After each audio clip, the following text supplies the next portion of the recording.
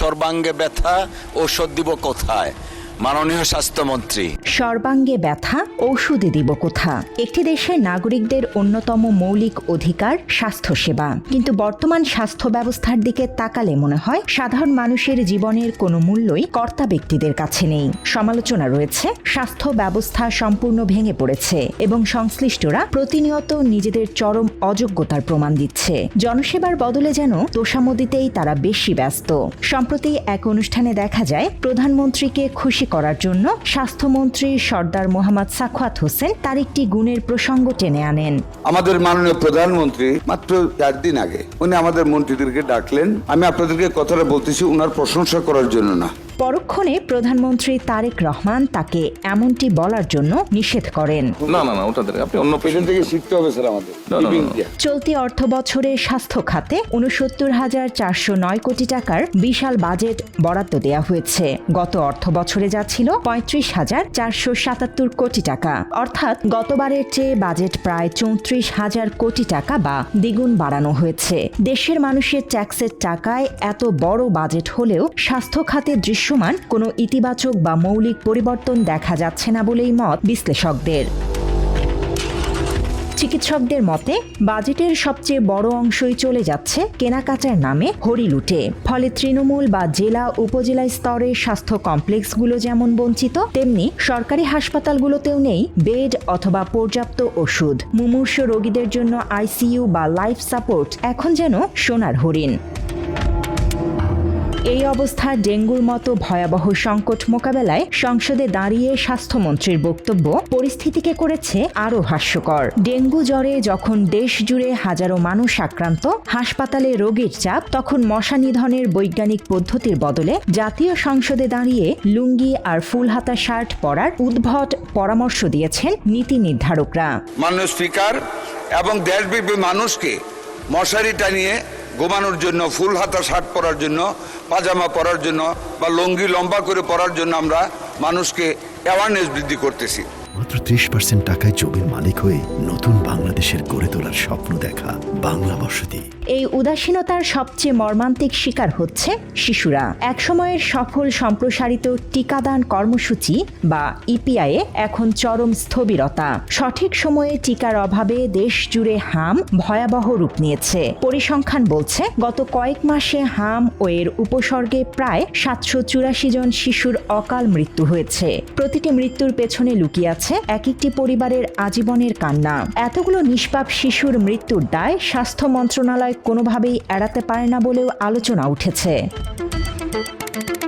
শুধু তাই নয়, সমালোচনা রয়েছে জনগণের স্বাস্থ্য সুরক্ষা নিশ্চিত করার বদলে মন্ত্রীরা এখন মেতেছেন রাজনৈতিক বাকবিতণ্ডায়, আর এসবের চরম মূল্য দিচ্ছে সাধারণ মানুষ। টিকাদানের অভাবে দেশ জুড়ে হামের প্রকোপে শত শত শিশুর মৃত্যু নিয়ে কোনো বিকল্প ব্যবস্থা ছাড়াই হঠাৎ করে হাসপাতাল বন্ধ করে দেওয়ার মতো আত্মঘাতী সিদ্ধান্ত আলোচনা আরও উস্কে দিয়েছে।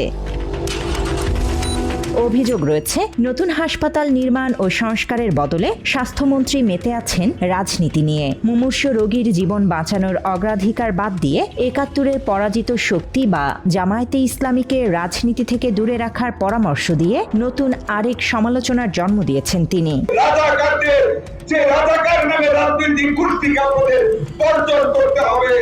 স্বাস্থ্য খাতের এই চরম অব্যবস্থাপনার কফিনে শেষ পেরেকটি ঠুকে দেয়া হয়েছে হাজারো রোগীর ভরসাস্থল আদ্দিন হাসপাতাল হঠাৎ বন্ধ করার মধ্য দিয়ে। রাজধানীর মগবাজারে অবস্থিত আদ্দিন হাসপাতালের লাইসেন্স বাতিলের বিষয়ে স্বাস্থ্যমন্ত্রী সর্দার মোহাম্মদ সাখাওয়াত হোসেন বলেছেন, 6 নবজাতকের মৃত্যুর ঘটনার পর লাইসেন্স বাঁচাতে হাসপাতাল কর্তৃপক্ষ কোটি কোটি টাকা নিয়ে তার পেছনে ঘুরেছে।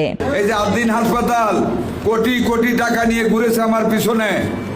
আল্লাহর রহমতে আপনাদের দোয়া কোনো টাকার প্রতি লোভ হয় নাই। মন্ত্রীর এই বক্তব্যের পর আদ্দিন হাসপাতাল কর্তৃপক্ষ সংবাদ সম্মেলন করে এই দাবি সম্পূর্ণ মিথ্যা ও ভিত্তিহীন বলে উড়িয়ে দিয়েছে। আমি তার ভিতরে টাকা নিয়ে কেন বলবো? আমি কেন টাকা নেব? আমার টাকা নিয়ে বলার দরকার নেই। সাধারণ মানুষের প্রশ্ন, চিকিৎসাধীন মুমূর্ষু রোগীরা এখন কোথায় যাবেন? কোনো বিকল্প ব্যবস্থা না করে এমন সিদ্ধান্ত কেবল আক্রমণাত্মকই নয়, চরম আত্মঘাতী। শুরু থেকে ট্রিটমেন্ট নিছি, আমার আর কিছুদিন পরের ডেট, 15-20 দিন পরের ডেট। তো আমি যেটা নিয়ে আসবো আমার ওয়াইফরে, সে এত কোনো সিচুয়েশন পাচ্ছি না, সব কিছু বন্ধ করে রাখছে।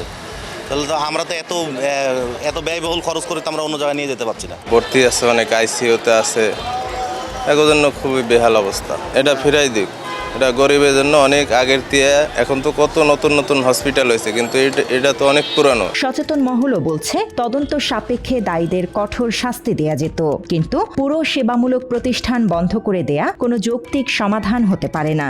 সরকারের উচিত প্রত্যেকটা হাসপাতালেই মানুষ মারা যাবে, ডাক্তাররা ইচ্ছাকৃতভাবে কোনো মানুষকে জেনে হত্যা করে না। সরকারের উচিত আরও সুষ্ঠু তদন্ত করার দরকার। এটার সাথে কেউ যদি ইন্টেনশনালি জড়িত থাকে তাদের বিচার করা উচিত। তারা আরও সুষ্ঠুভাবে বিচার করুক, তদন্ত করুক, করার পরে এই ডিসিশনটা নেওয়া উচিত ছিল। আমরা মানুষ হিসাবে এটা চাই 8 দিন হাসপাতালটা থাকুক। এইটা যে গাফলতি করছে তাকে খুব কঠিনভাবে শাস্তি দেওয়া উচিত। আমি মনে করি সেটার জন্য পুরো হসপিটালটা বন্ধ করে দেওয়া উচিত হয় না। স্বাস্থ্য ব্যবস্থার নানা অব্যবস্থাপনা নিয়ে বিভিন্ন সময়ে সংসদ অধিবেশনে পক্ষে বিপক্ষে আলোচনা উঠলেও পরিস্থিতির কোনো উন্নতি এখন পর্যন্ত চোখে পড়ছে না বলেই মত সংশ্লিষ্টদের। স্বাস্থ্যসেবা জনগণের অধিকার, কিন্তু আমাদের সীমাবদ্ধতার কারণে আমরা শতভাগ সেটা নিশ্চিত করতে পারছি না। স্বাস্থ্য খাতের এই দুরবস্থা দেখে আসলে আমি সত্যি শঙ্কিত। যে হাসপাতাল মানুষের চিকিৎসা সেবা দেওয়ার কথা, সেই হাসপাতাল আজ নিজেই আইসিইউতে চলে গেছে। রাজনীতি আর তোষামোদের বেড়াজাল ভেঙে কবে সাধারণ মানুষ তাদের কাঙ্ক্ষিত চিকিৎসা সেবা পাবে এদেশে, সেটি এখন সবচেয়ে বড় প্রশ্ন। বাংলা এডিশন, ঢাকা।